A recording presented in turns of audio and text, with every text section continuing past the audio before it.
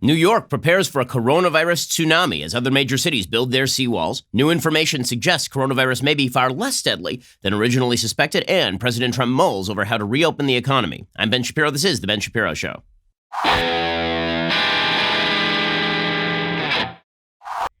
Today's show is sponsored by ExpressVPN. Don't let others track what you do. Keep yourself safe at expressvpn.com/Ben. Go check them out, expressvpn.com/Ben. Alrighty, so we bring you all of the updates. The biggest update, of course, is that the U.S. now leads the world in confirmed coronavirus cases, and members of the media are going nuts over this. The United States, we're number one. That was trending on Twitter yesterday. Wow, we're number one. People suggesting that this shows that America really is a third world country. Julia Jaffe, the execrable columnist for GQ, she actually tweeted out, "Who's the bleep hole country now?"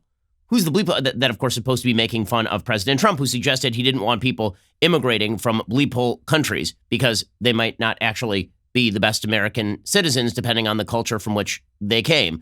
Again, that was a very controversial comment at the time and poorly expressed by the president. But let's just put it this way. The United States is not a bleep hole country because we have a lot of tests, okay? If you were going to identify which countries are having the hardest time with coronavirus, the United States, yes, we are having a rough time with coronavirus. It is not even close to the countries that are having the toughest time with coronavirus. How can we tell? Because what doesn't matter is the number of cases diagnosed. What does matter is the number of cases of deaths over the number of cases a country has, right? That would be a good measure. Truly, because you cannot measure the ability of a country to deal with a crisis by simply the bottom line number as to how many people have experienced the crisis. It's how those people actually recover from the crisis, how many people die. So while it is true that the United States now has the most cases of diagnosed coronavirus, that is largely because China has undoubtedly been lying about the coronavirus situation in China. Supposedly, according to China, they're having like 25 new cases of coronavirus a day. Does anyone believe that? Literally the day after they expelled American journalists, they apparently stopped testing in China. That is according to sources inside China. Beyond that, the United States right now, as of now, has about 86,000 confirmed cases of coronavirus in the United States, about 1,300 deaths. Okay, that's not spectacular, but that means a death rate of approximately 1.3%. Italy has 81,000 cases of coronavirus and 8,200 deaths. Okay, so 8 times as many deaths as the United States, about 7 times, 8 times about as many deaths as the United States, and fewer diagnosed cases. Spain has 64,000 diagnosed cases and nearly 5,000 deaths. So the notion that the United States is a bleep hole country because of the number of coronavirus diagnoses is ridiculous. I mean, France has more deaths right now, and they only have 30,000 diagnosed cases. By the way, nationalized healthcare systems in most of these places.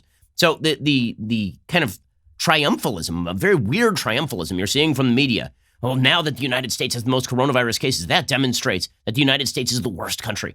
Or alternatively, it demonstrates that you don't understand math. So maybe we have the worst math programs in the country because you idiots don't understand what a numerator and a denominator are in terms of determining rates.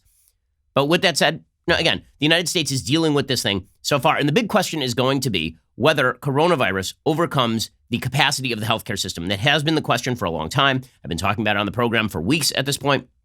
When we talk about flattening the curve, the point of flattening the curve is not that everyone will not eventually get coronavirus. In all likelihood, everyone will eventually get coronavirus. The question is whether that swamps our capacity to deal with it. And right now, it is unclear exactly how much we are going to be swamped because we're seeing reports that suggest we're going to be swamped. The media obviously are trying to kind of get ahead of those reports. We saw Casey Hunt over at NBC News tweet out earlier today that hospitals were already making decisions about who would get a ventilator and who would not, except for the fact that hospitals are not actually doing that at this point, right? And so the notion that we are like being overwhelmed right now, right this second, we don't know that yet. Right? There have been these forecasts that we were going to get overwhelmed by earlier this week. I remember Andrew Cuomo suggested that by Tuesday, New York City's hospitals, ICU beds, their ventilators were going to be overwhelmed. And then the suggestion was that by today, by Friday, that the New York system was going to be overwhelmed. And we'll see whether it is indeed overwhelmed. Although the reality is that most of the New York public officials are saying right now that they are not overwhelmed, right? That is as things stand at current.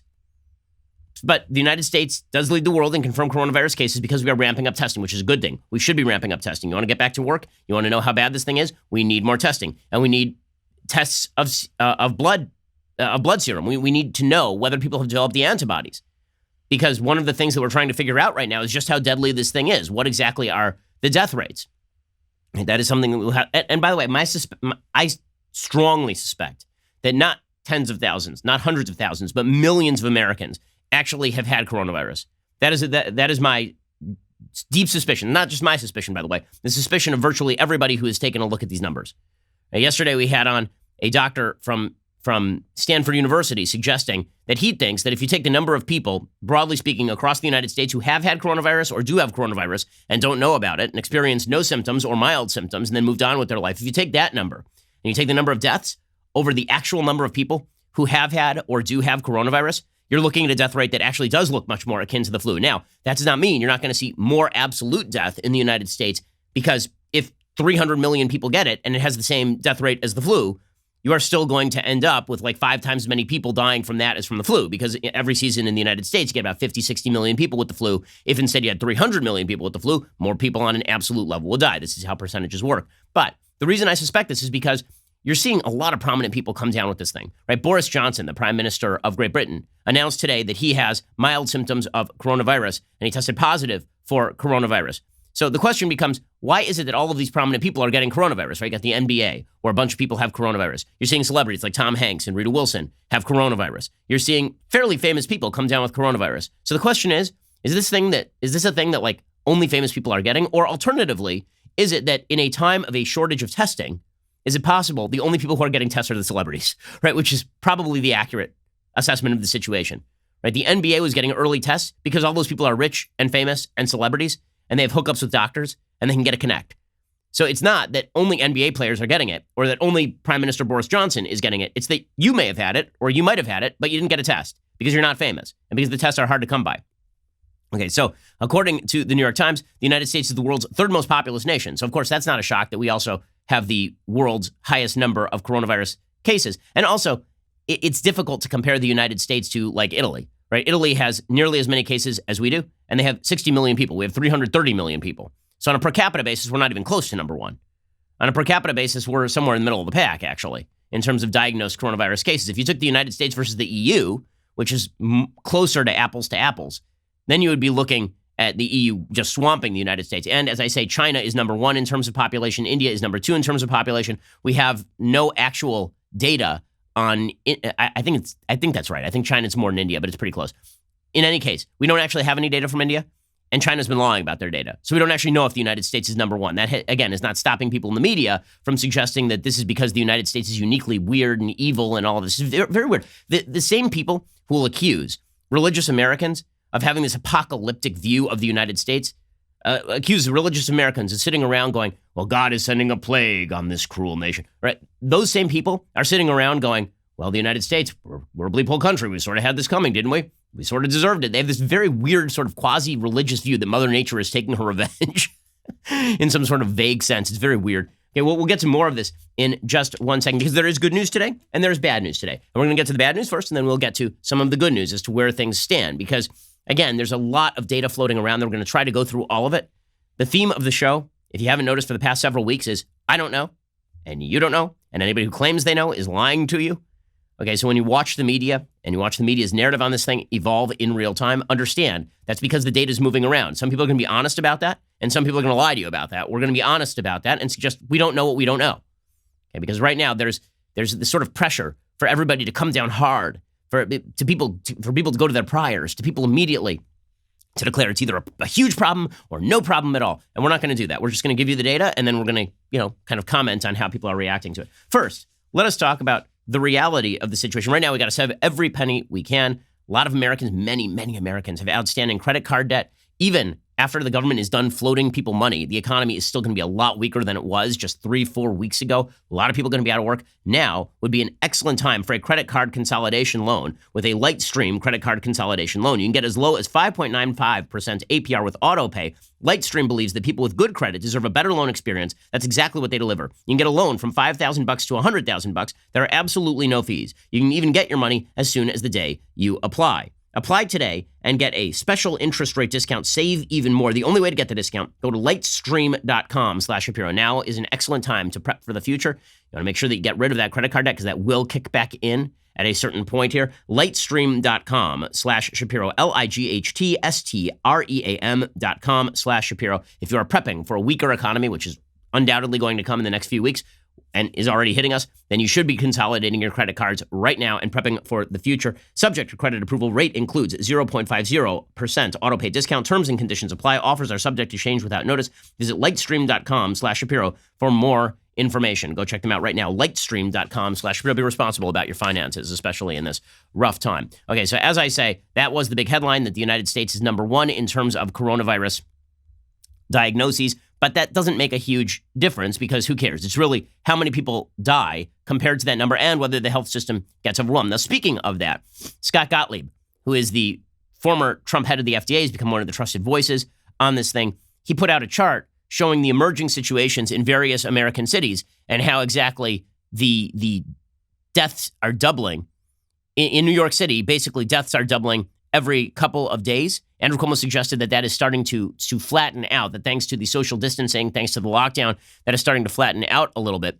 Michigan is really jumping. Michigan has a very steep curve right now in terms of the number of people who are dying every day. Again, there's not a lot of data. You're like 4 days into some of these charts, right? Michigan's only being measured after like 4 days, basically. You're seeing a pretty sharp curve up in New Jersey. You're seeing a fairly sharp curve in Georgia. California, for some reason, is lagging, and that's interesting. Right? Florida is also kind of lagging, and that's interesting as well. There was an article in the Associated Press asking why Los Angeles, for example, has so many fewer diagnosed cases than New York City. Part of that may be lack of testing. Part of that is undoubtedly the fact that being a lifelong resident of Los Angeles is a much more spread out town. I mean, New York, everybody is right on top of each other. The subways are always crowded. There are going to be some serious questions to be asked, by the way. You know, people are talking about Andrew Cuomo, presidential candidate. Look at all of his great leadership. There are going to be some fairly serious questions to be asked to Andrew Cuomo and Mayor Bill de Blasio, if this really does get bad in New York City, as to why they were leaving public transportation running in the middle of all of this. Seriously, like, why were all the subways running? I mean, those are the places that are most likely to be the areas in which people acquire coronavirus. It's a bunch of hard surfaces in small areas underground, right? That's going to be what you're noticing here, by the way, is that many of the areas that have public transportation systems are the ones that are getting the hardest hit. It turns out that maybe your personal protective equipment was your car. Being on public transportation is a place where you're most likely to acquire germs. Gottlieb said, I'm worried about emerging situations in New Orleans, Dallas, Atlanta, Miami, Detroit, Chicago, Philadelphia, among others. New Orleans is seeing a pretty sharp spike right now.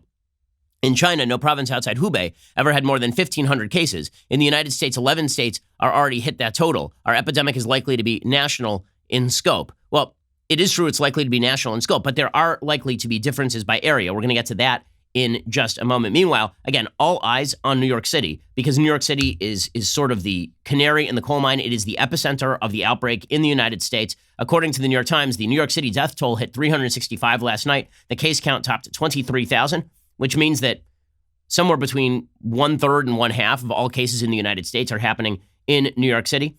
Health officials reported late Thursday that New York City had added 3,100 new confirmed coronavirus cases since the same time on Wednesday, bringing the total to 23,112. By comparison, more than 4,400 new cases were added from Tuesday to Wednesday, so maybe the curve is starting to flatten out. Andrew Cuomo had suggested that, the governor. The number of virus-related deaths climbed to 365 on Thursday, up from 280 the day before. From Wednesday morning to Thursday morning, 100 people died of coronavirus in the state overall, said Andrew Cuomo at a news briefing on Thursday. He said the number of patients hospitalized in New York had shot up 40% in a day, which was the sharpest increase in days. He said that older and weaker patients have been keeping on the ventilators for 20 days or longer before they succumb to respiratory failure. So that means that the shortages that we're talking about are not just number of ventilators versus number of people who are sick. It is also that once you're on a ventilator, you're staying on a ventilator for quite a while. He says the longer you're on a ventilator, the more probability of a bad outcome. He said the governor emphasized that the numbers on any single day did not necessarily capture the damage being caused by the virus. He said when you talk to projection models, what they'll say is you get a fluctuation. They don't know if it's a deviation in what hospitals happen to report that day. So he says, don't take the day-by-day numbers in New York. Take the 3-day averages, the 3-day swinging averages.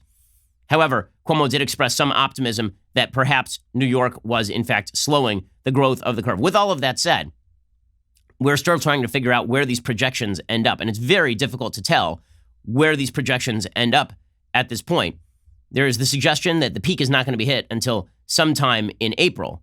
There's one study that came out, I mentioned it briefly yesterday, from the University of Washington School of Medicine, suggesting the coronavirus pandemic could kill more than 81,000 people in the United States in the next 4 months and might not subside until June. They say the number of hospitalized patients is expected to peak nationally by the second week of April, though the peak may come later in some states because, again, this thing does not spread perfectly evenly. Some people could continue to die of the virus as late as July, although deaths should be below epidemic levels of 10 per day by June at the latest, according to the analysis.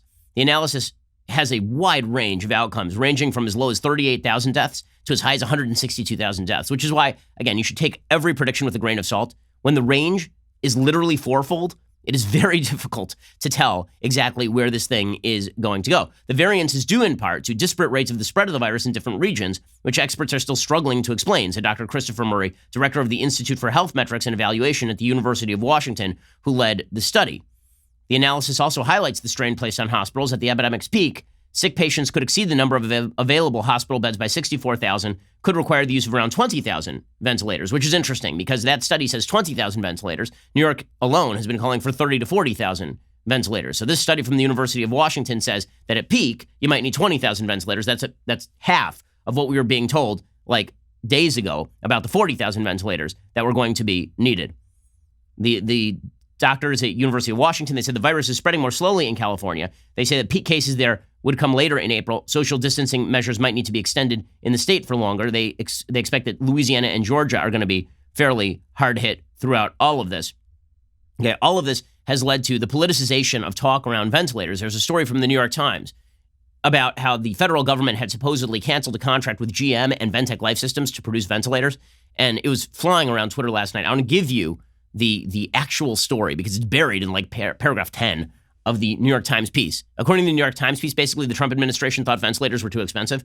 That's not the actual story. We'll get to that in just 1 second. First, okay, right now, you need to make sure that your hiring is as efficient as possible. You are hiring exactly the right people. You are building for the future. You got to make sure that your company is running as efficiently as possible. And that's why you got to cut dead weight. People like Michael Knowles, you just got to cut them. You can't have them anymore. You have to leave them on the side of the road, and you might need to find replacements. And this is where you would look to ZipRecruiter to find somebody mildly more talented than somebody like Michael Knowles. ZipRecruiter makes hiring great people faster and easier. Today, you can try ZipRecruiter for free at ZipRecruiter.com/dailywire. When you head on over to ZipRecruiter with one click, you can send your job to ZipRecruiter's network of over 100 leading job sites. What happens after that? Well, ZipRecruiter finds the best matches for your job and then invites them to apply. It's so effective that 4 out of 5 employers who post on ZipRecruiter get a quality candidate within the very first day. Listen, if it had been up to me, I would have listed Michael's job on ZipRecruiter literally years ago. It is only Jeremy Boring, my business partner, who insists, like he will literally pull my hands away from the computer using social distancing measures, using tongs at this point, to prevent me from listing Michael's job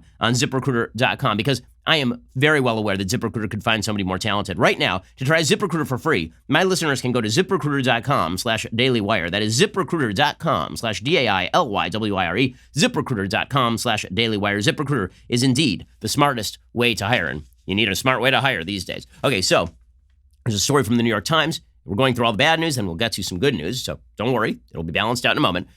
There's a story from the New York Times that the Trump administration had almost cut a deal with General Motors and Ventec to produce all of these ventilators. The story is by David Sanger, Maggie Haberman, and Zolan Kano-Youngs.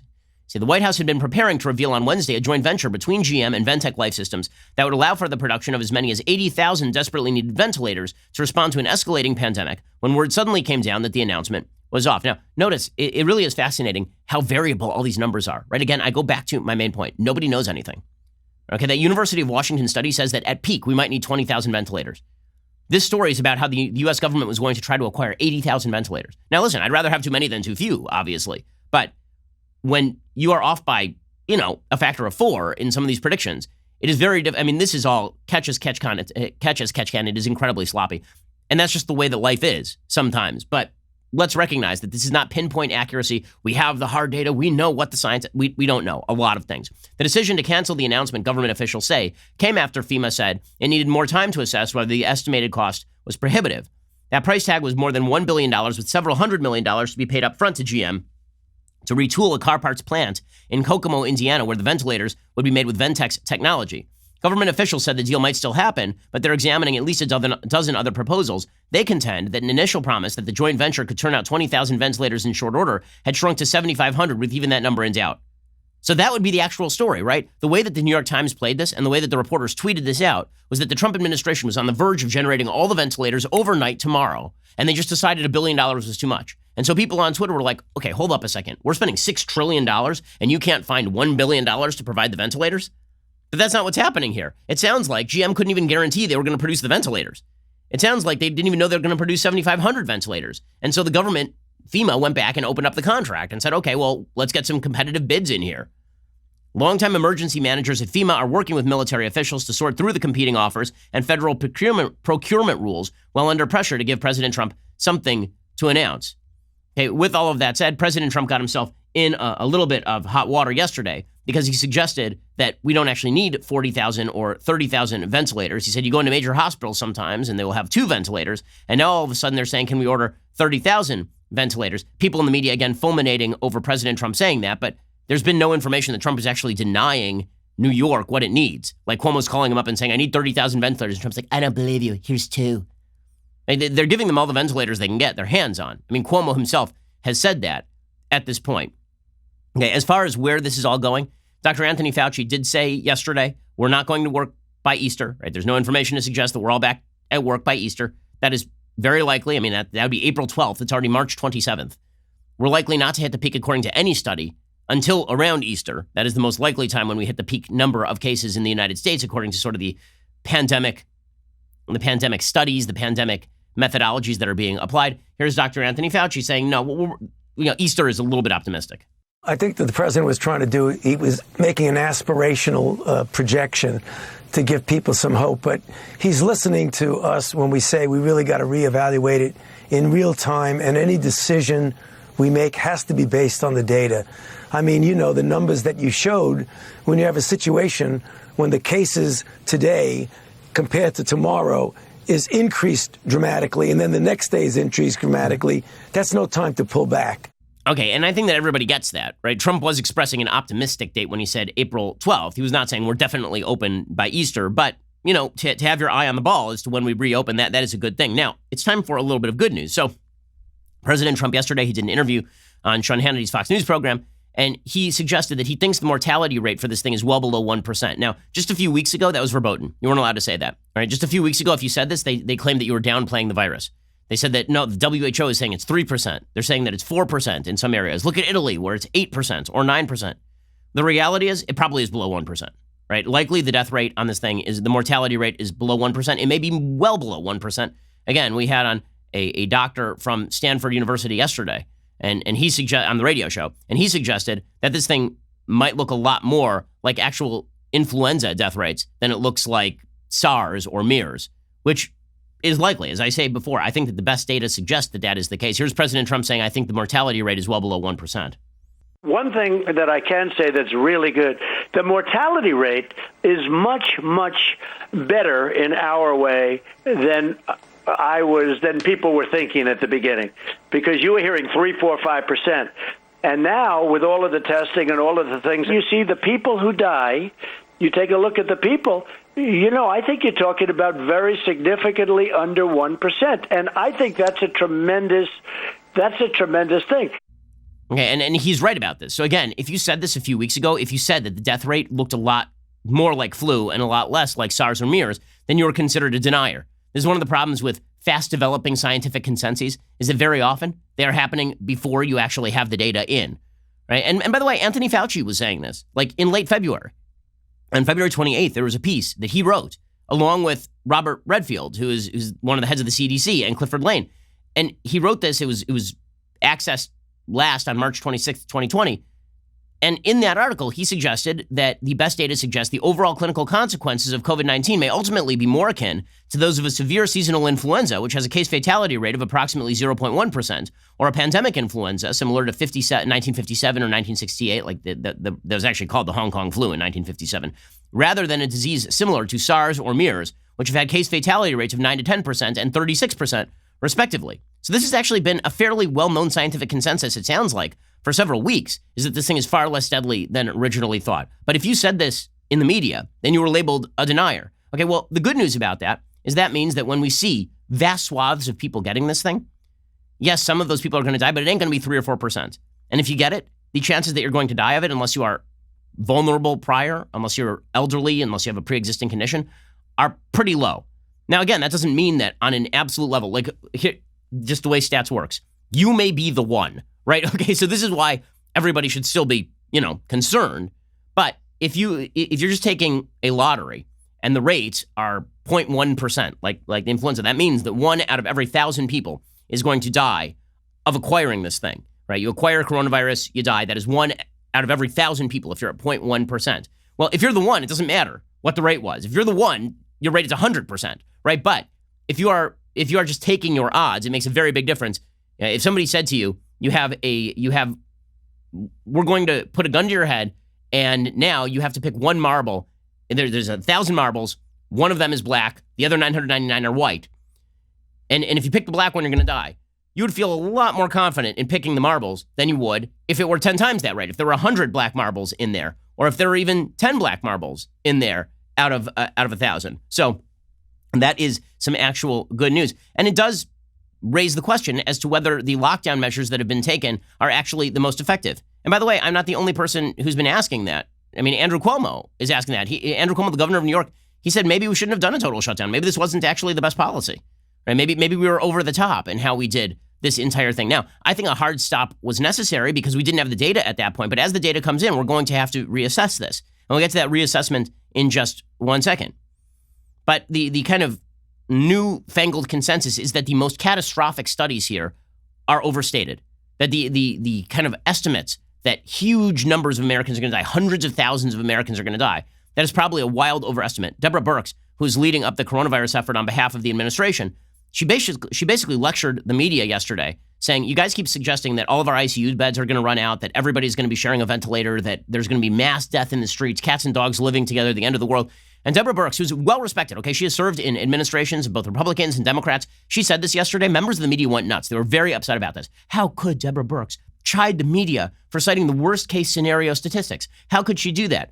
And she was like, well, because those probably aren't going to materialize. Maybe you should actually give some nuanced information. Here was Deborah Birx just tearing into the media yesterday. Please, for the reassurance of people around the world, to wake up this morning and look at people talking about creating DNR situations, do not resuscitate situations for patients. There is no situation in the United States right now that warrants that kind of discussion. You can be thinking about it in a hospital. Certainly many hospitals talk about this on a daily basis. But to say that to the American people, to make the implication that when they need a hospital bed, it's not going to be there, or when they need that ventilator, it's not going to be there. We don't have an evidence of that right now.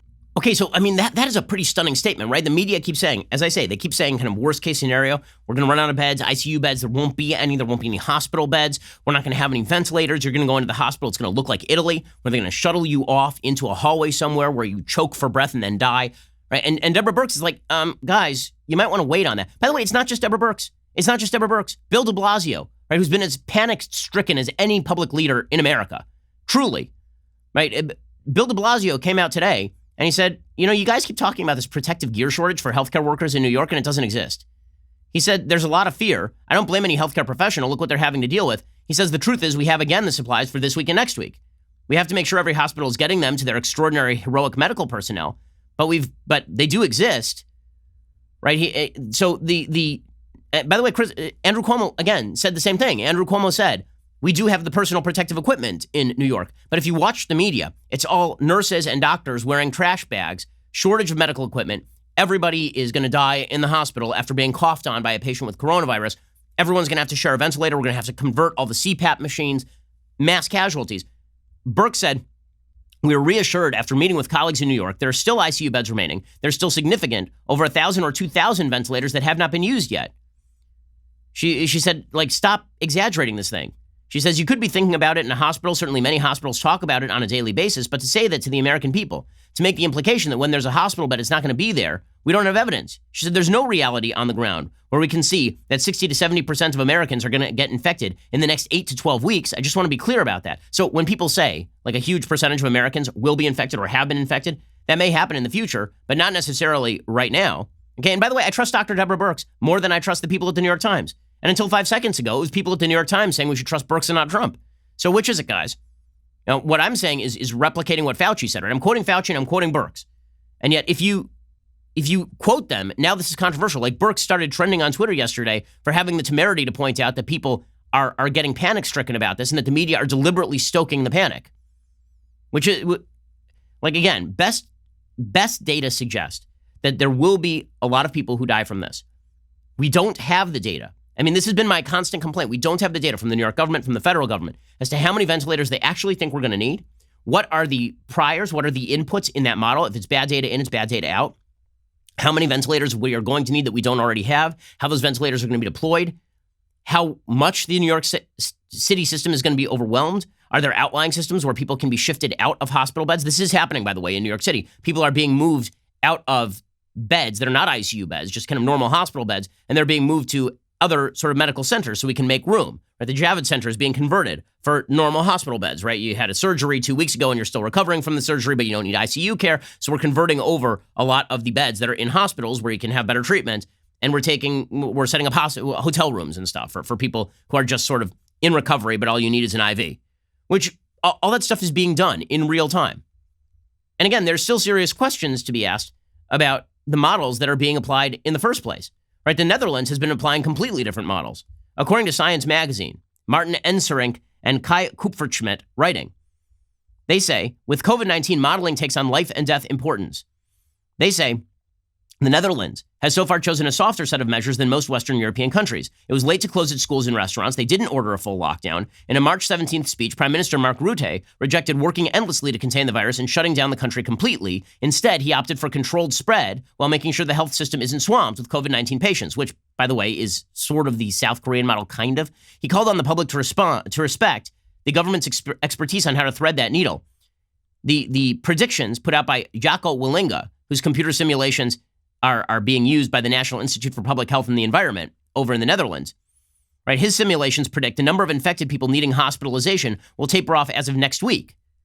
So there are some pretty stark differences between models, right? You had the Imperial College model that was suggesting that 500,000 people were going to die if there were no measures taken in the UK. I talked about this yesterday. And then yesterday, the head of that study suggested that thanks to the lockdown models, and then he sort of kind of slid in there, and also thanks to the lower death rate, he was predicting now that there might be only 20,000 people who died in the UK. That was not him throwing out his old model. It was him saying that if we apply like heavy tamp down, then we are going to dramatically lower the curve. I mean, it's a pretty dramatic lowering of the curve from 500,000 to 20,000. But even his models are under pressure. Oxford put out a model that suggested the death rates were even lower than that.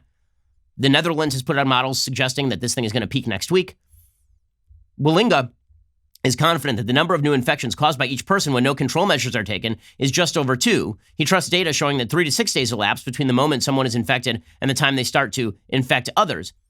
Willinga says he is least confident about the susceptibility of various age groups, but he also suggests that we are not going to be overwhelmed in the Netherlands. Okay, again, there's this assumption that every case is going to be worst case like Italy or Spain, but the evidence that every case is going to be like Italy or Spain is just not there. Right? It's not there at this point. Maybe it will be. Maybe it will be. We keep hearing that it's about to happen in New York City. That's why I say the tsunami may be coming. We just don't know because it's hard to know whom to believe. The story seems to be changing on a daily basis. Right? The media are not particularly trustworthy in their tone and tenor.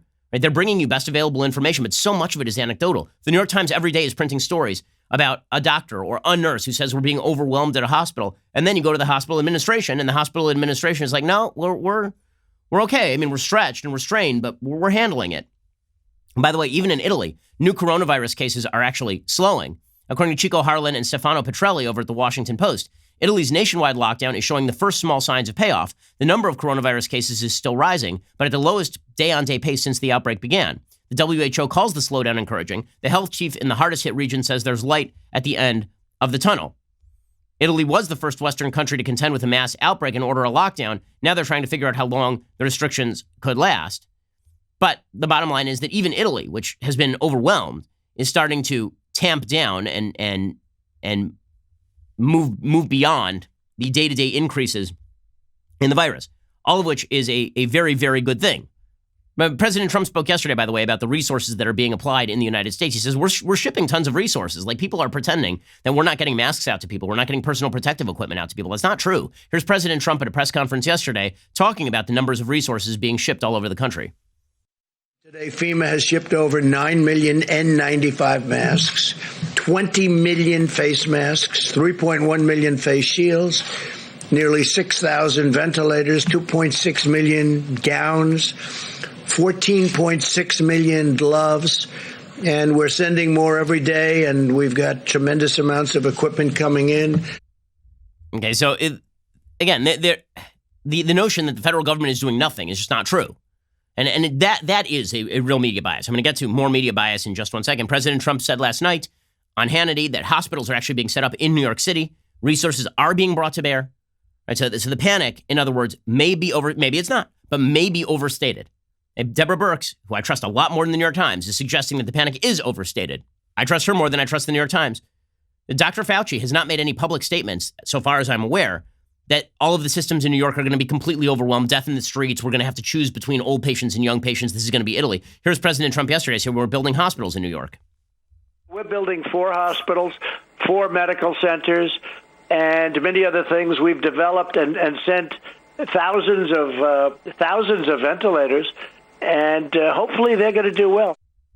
Okay, so again, resources are being brought to bear. And this does raise the question, okay, so if we have raised, as I've said all along, if we have flattened the curve enough, and we have raised that line of medical resources enough that the line now clears the flattened curve, then we have to start having conversations about how to get back to work. And maybe that is not applied on an even basis across the United States, because not every place is a hotspot center of this outbreak.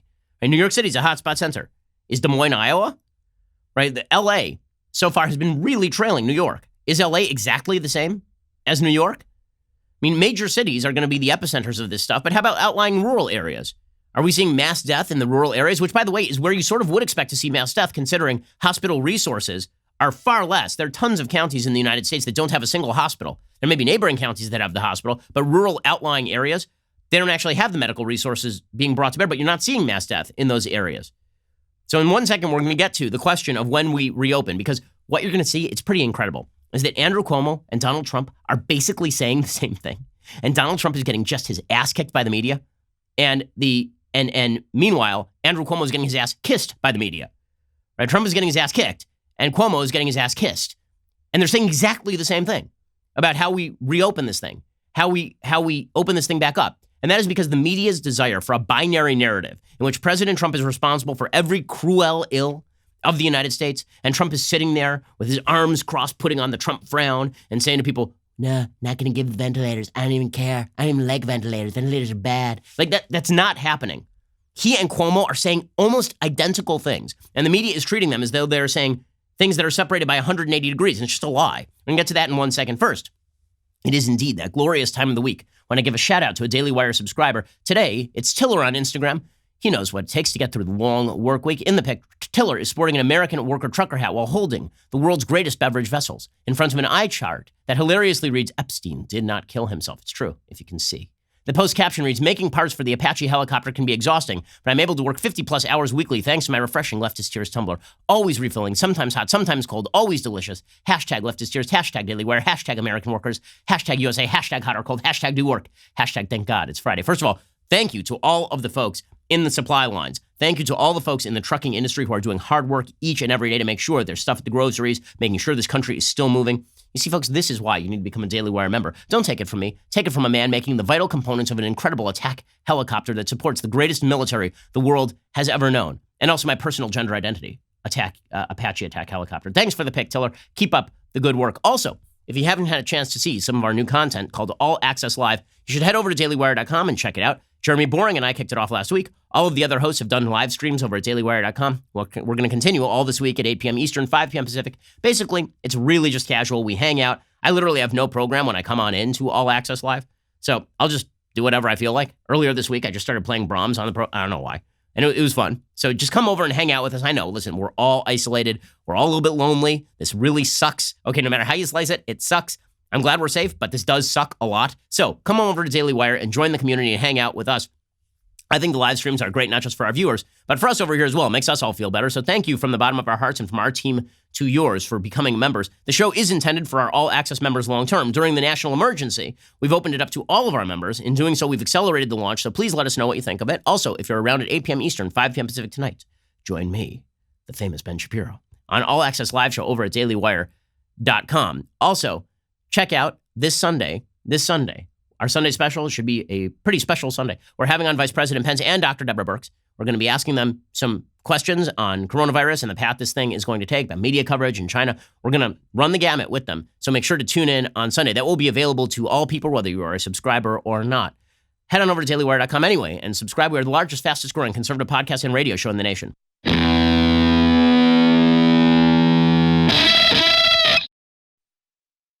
Okay, so as I've been saying, the media's coverage of this thing has just been a bleep show. And there's a reason that Gallup has a poll out that shows of all the American institutions, faith in all of them has gone up. In the presidency, even in Congress, in the police, except the media. People still hate the media. They think the media are lying to them. Why? Well, maybe it's because the media are wildly biased and insane.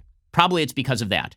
Okay, I'll give you an example. So yesterday, Andrew Cuomo, governor of New York, right, widely held by the media to be the greatest of all possible leaders, which honestly I found a little bit weird because Gavin Newsom has basically done exactly the same thing as Andrew Cuomo, but nobody ever talks about Gavin Newsom out in my home state of California.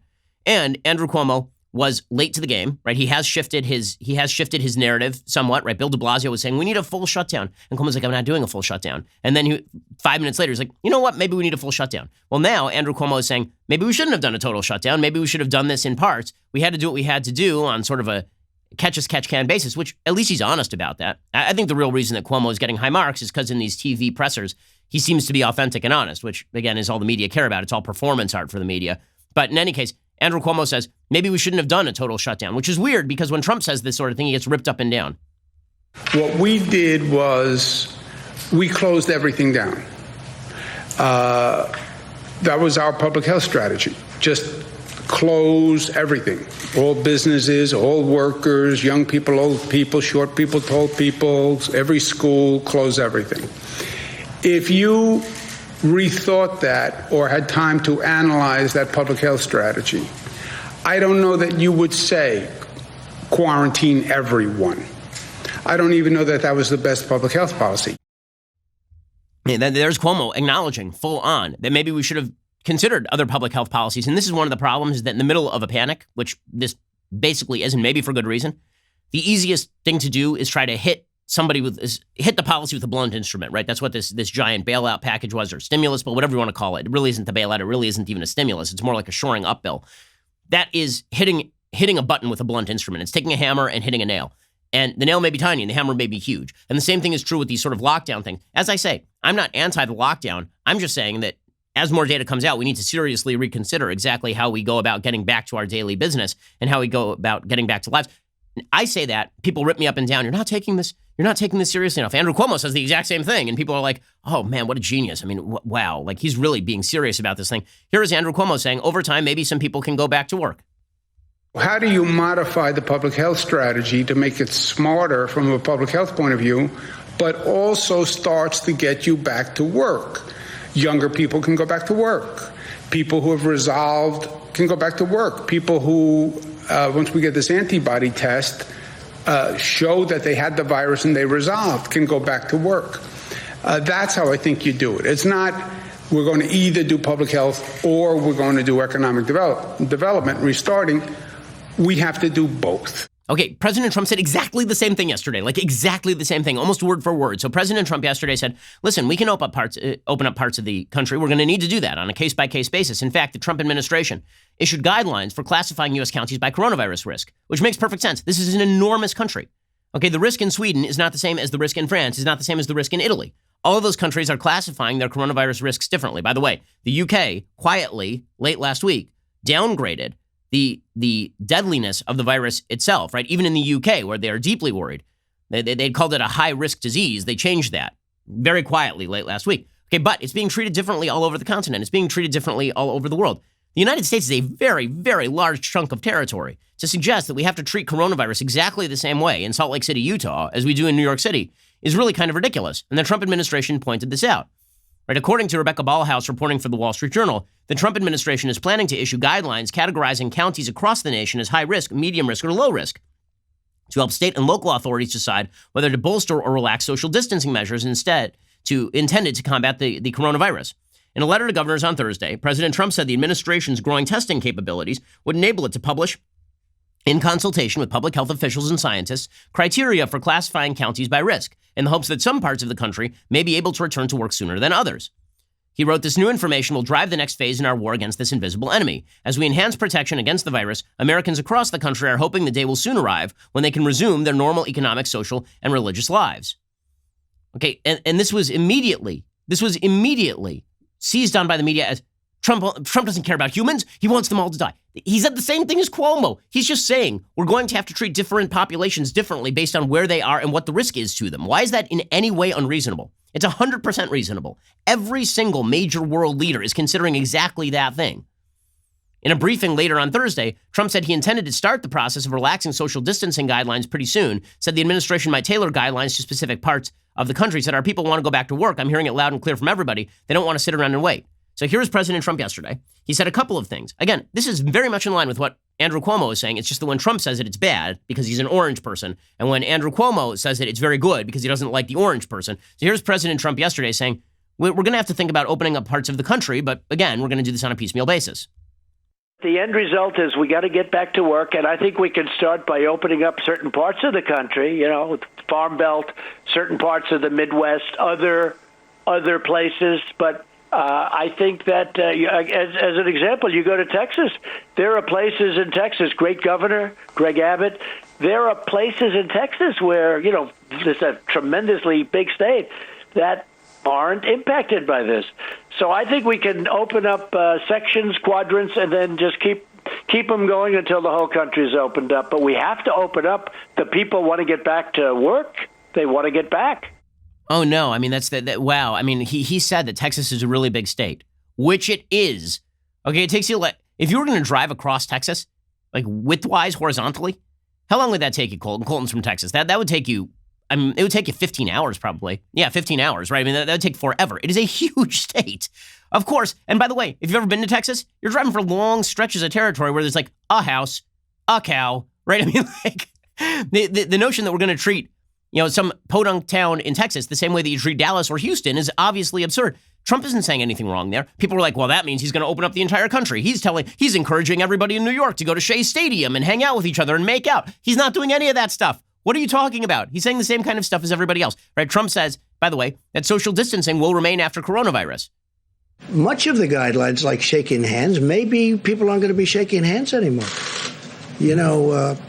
Tony had mentioned to me, Tony Fauci, the other day that I don't think he would be too upset with the concept of not shaking hands. He was saying that the flu would cut down. The regular flu would be cut down by quite a bit if we didn't do that, if we didn't shake hands. The regular flu, of which, you have a lot of deaths and a lot of problems with that, too. When we're open, as soon as we open, that doesn't mean you're going to stop with the guidelines. You'll still try and distance yourself, maybe not to the same extent because you have to lead a life. Okay, well, again, what is he saying that's so wrong? I mean, he's explicitly saying that social distancing is good. So the New York Times ran a headline yesterday, or it was CNN rather. They ran a headline saying Fauci encourages social distancing. Well, Trump talks about Trump is encouraging social distancing. He's saying maybe we shouldn't shake hands ever again. By the way, I'm totally on board with that. I really am. Shaking hands as a general practice is kind of gross. You are sharing germs with lots of people, and that's been true no matter what. The point here is that the media coverage of Cuomo, who's saying the same stuff as Trump, is glowing. The coverage of Trump is very bad. But everybody's sort of saying the same thing. And everybody is also saying, underlying all of this, that we're all waiting for more data. So here's the deal. Let's wait for the data. Let's get all the resources where they need to be. And then let's wait for the data. By the end of next week, we're going to know an awful lot more. I thought, frankly, we were going to know an awful lot more by the end of this week. I mean, given the projections, I thought by today, by this Friday, we were going to know whether the health systems were going to be overwhelmed. It looks like it's lagged a bit. Maybe because of this lockdown. Probably because, at least in large part, because of the lockdown. But we're going to find out by the end of next week, certainly by the week after that, we're going to be finding out exactly how bad this thing is going to be. Because by pretty much everybody's estimation, early April, mid-April, you're going to start to see this thing start to pick up in terms of tempo and peak. And then the question is going to be, did we have the resources that were necessary on hand? Are we Italy? Or do we end up just being the UK, right? Where, again, the new estimates suggest that the health system will not be overwhelmed. Now, with all of that said, the Democrats are moving swiftly to try and use crisis in order to push forward even more spending. So Nancy Pelosi, who held up a bill that her own party had helped negotiate over the weekend, is supposed to vote on this thing today, right? The House is supposed to vote on this thing today. Nancy Pelosi says, well, this is just the beginning. We're going to spend even more and more and more and more. We literally are expending $6 trillion. $6 trillion. To put that by way of contrast, the entire American economy on a yearly basis is about $20 trillion. We're spending about 1/3 of the entire American economy in like a week.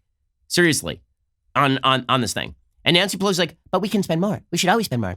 And it's like, okay, really, it feels like people are very uncomfortable, just generally. People are extremely uncomfortable with not being able to simply go back to their pre-existing suppositions about the way the world works. And so as quickly as possible, people move back into their fighting corners and they wait for the situation to emerge where they can go back to fighting the way that they are used to fighting.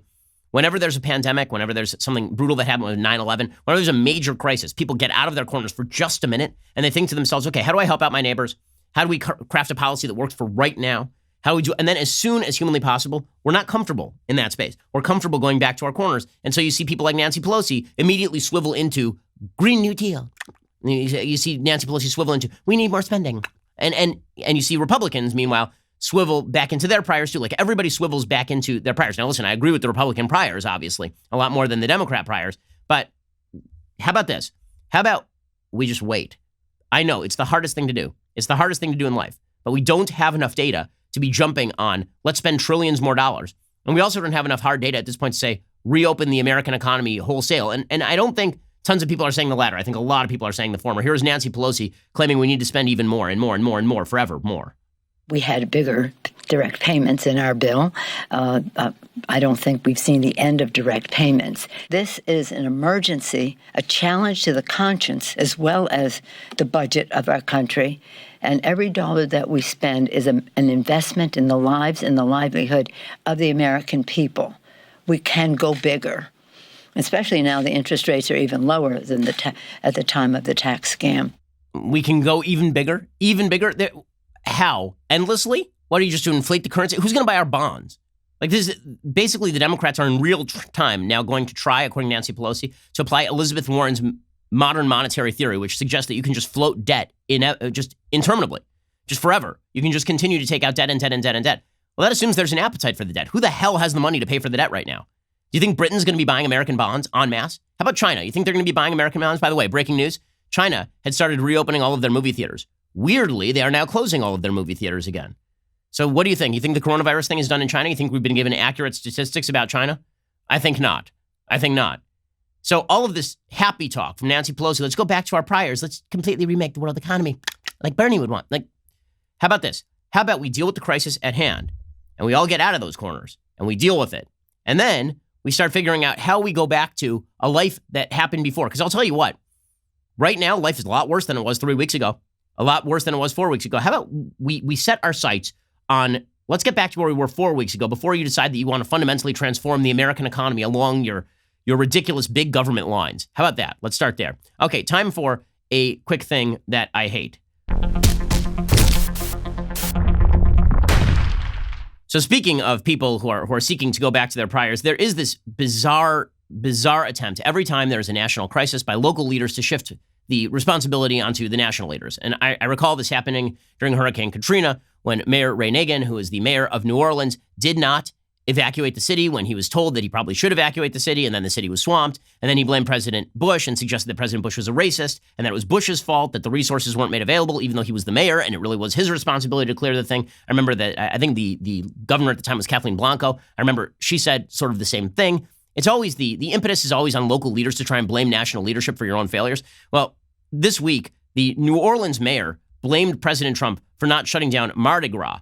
The mayor's name is Cantrell. And she suggested that President Trump is to blame for the city of New Orleans not shutting down Mardi Gras.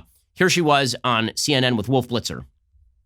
You're saying no one from the federal government came to you and urged you to at least cancel or postpone Mardi Gras.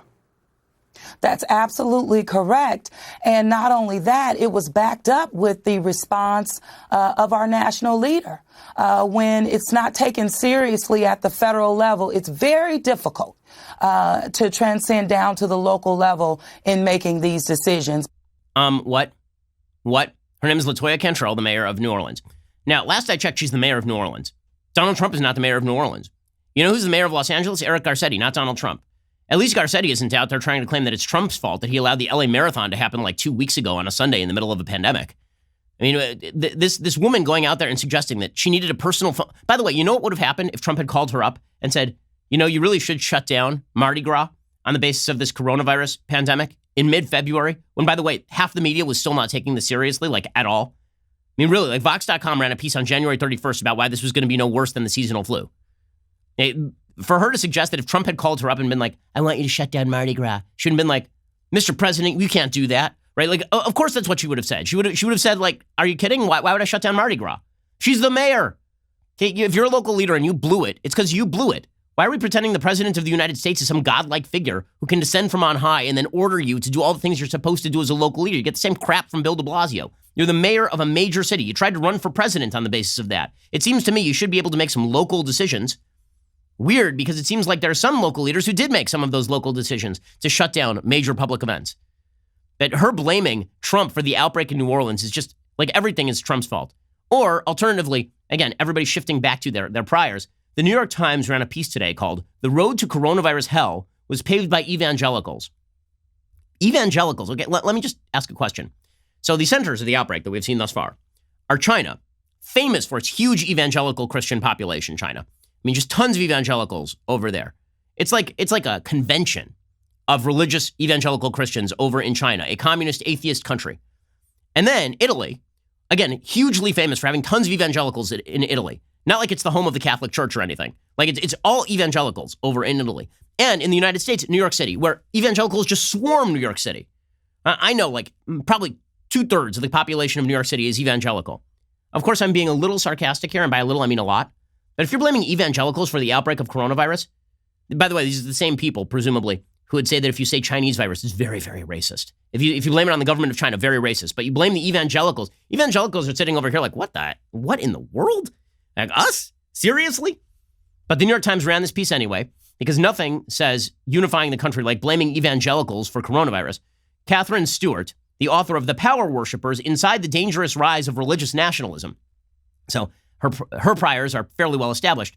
She says Donald Trump rose to power with the determined assistance of a movement that denies science, bashes government, and prioritizes loyalty over professional expertise. In the current crisis, we are all reaping what that movement has sown. At least since the 19th century, when the pro-slavery theologian Robert Louis Dabney attacked the physical sciences as theories of unbelief, hostility to science has characterized the more extreme forms of religious nationalism in the United States. Today, the hardcore of climate deniers is concentrated among people who identify as religiously conservative Republicans. And some leaders of the Christian nationalist movement, like those allied with Cornwall Alliance for the Steward of Creation, which has denounced environmental science as the cult of the Green Dragon, cast environmentalism as an alternative and false theology. This denial of science and critical thinking among religious ultra-conservatives now haunts the American response to the coronavirus crisis. What? Just going to point out, is Anthony Fauci, who stands next to Trump like every single day on the podium, is that guy like an evangelical Christian science denier? How about Deborah Birx? How about Jerome Adams, the guy who's the Surgeon General, that doctor?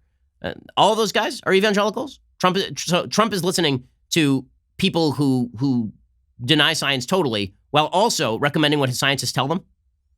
On March 15th, says this columnist, Guillermo Maldonado, who calls himself an apostle and hosted Mr. Trump earlier this year at a campaign event at his Miami megachurch, urged his congregants to show up for worship services in person. Do you believe God would bring his people to his house to be contagious with the virus? Of course not, he said.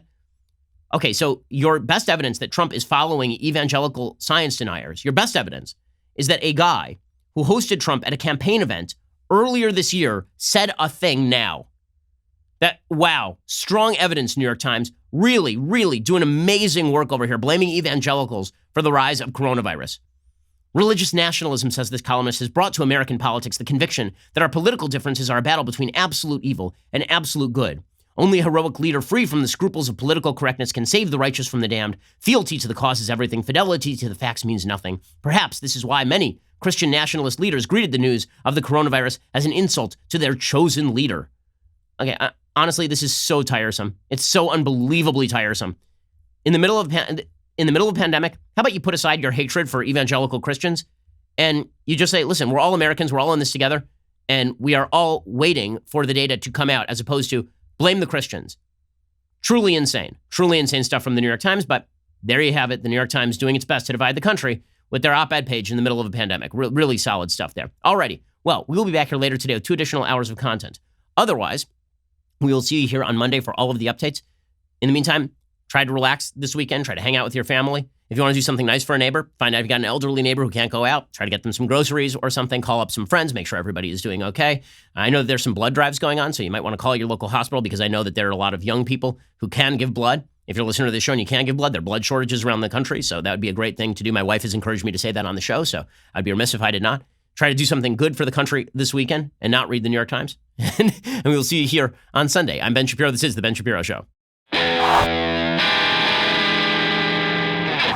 The Ben Shapiro Show is produced by Colton Haas, directed by Mike Joyner, executive producer Jeremy Boring, supervising producer Mathis Glover and Robert Sterling, assistant director Pavel Wydowski, technical producer Austin Stevens, playback and media operated by Nick Sheehan, associate producer Katie Swinnerton, edited by Adam Sayevitz. Audio is mixed by Mike Coromina. Hair and makeup is by Nika Geneva. The Ben Shapiro Show is a Daily Wire production. Copyright Daily Wire 2020. You know, the Matt Walsh Show, it's not just another show about politics. I think there are enough of those already out there. We talk about culture because culture drives politics and it drives everything else. So my main focuses are life, family, faith. Those are fundamental, and that's what this show is about. I hope you'll give it a listen.